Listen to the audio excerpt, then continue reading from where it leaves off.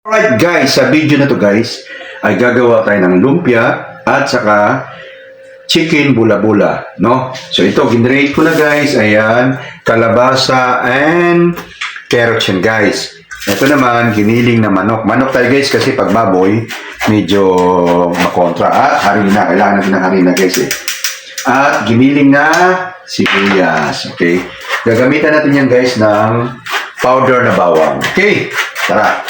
Guys, sinalo ko na yung giniling natin na mga ingredients. Tapos titimplahan natin to guys ng mga condiments tulad ng mga magic sarap, powder na basta, mga pangpalasa natin. Okay?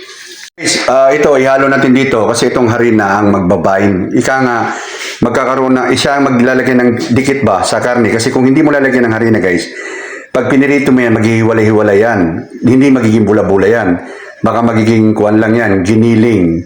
Kaya kailangan mo ng harina, ihalo natin. Tara. Lumpia naman guys, ay wala ng harina.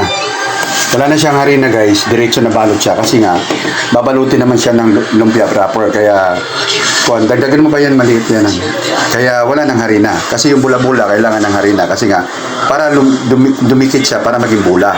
Okay? Okay guys, para hindi kayo mahirapan na magbilog sa karne, ito ang gagawin nyo, yan. Tapos lalagyan lang yung mantika para hindi dumikit. Dito natin lalagay yung mga binilog natin. Guys, ganun kabilis guys. O ayan o, lalagyan natin dito, ganun. Ayan, lalagyan natin. Tapos, punuin lang natin. Tapos, yan na, magiging bilog na siya. Okay guys, sa mahina na apoy lang. Kasi masusunog. Ayan yung natin, ayan o. Okay, nalakasan ko yung apoy. Kaya medyo nasunog yung unang batch. Ayan o.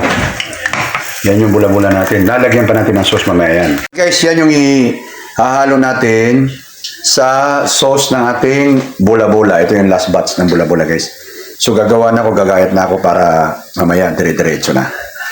Nabalot na natin yung lumpia natin guys. Ready for frying na lang yan. Tinatapos na lang natin tong ating bula-bula. Yung menu natin guys, no? Bula-bula with sweet and sour sauce na gagawin natin. Okay. So, ito yung mga halo natin sa sauce. Ayan, plus ito. Ayan, chunk. Okay.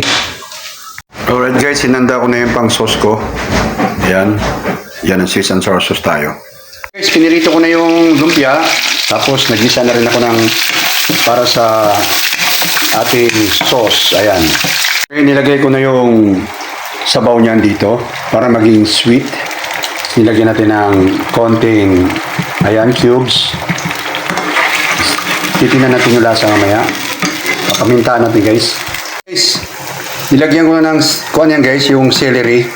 Yung kuan ba, yung pangpalapot na kuan, nilagyan ko na yan. Ayan, kaya lumalapot na siya ng konti guys. Oh. Ayan yung ating sauce na sweet and sour. Titikman natin guys. Ayan guys, ayan, ipiplating na natin to guys. Ayan oh. Yan ang bula-bula natin guys na sweet and sour. Ayan oh. Okay. So, papakuluan natin ng konti to, tapos ipi-plating na natin. Okay guys, finished product natin. Ayan oh. Sweet and sour sauce, bula-bula.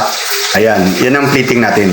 Alright guys, kainan na. Wala pa pala ang baso guys. Ayan, kainan na. Kumain na yung bunso ko guys. Ayan, kumain na yung bunso ko. Sana magustuhan ni bunso. Ayan, okay. So, ito yung ginawa kong putahe guys sa tanghalian namin. Chicken with sotanghon guys.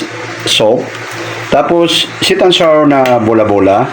Tapos, lumpia. At ito yung pangpagwapo guys. Okay? Konting kanin na kasi para hindi lumaki yung tiyan natin. At, depende sa iyo kung anong drinks ang gusto mo. May water, may di kulay. Alright guys. Alright guys. Haggard na guys. Kainan na. Kainan na guys. Ayan. Tara!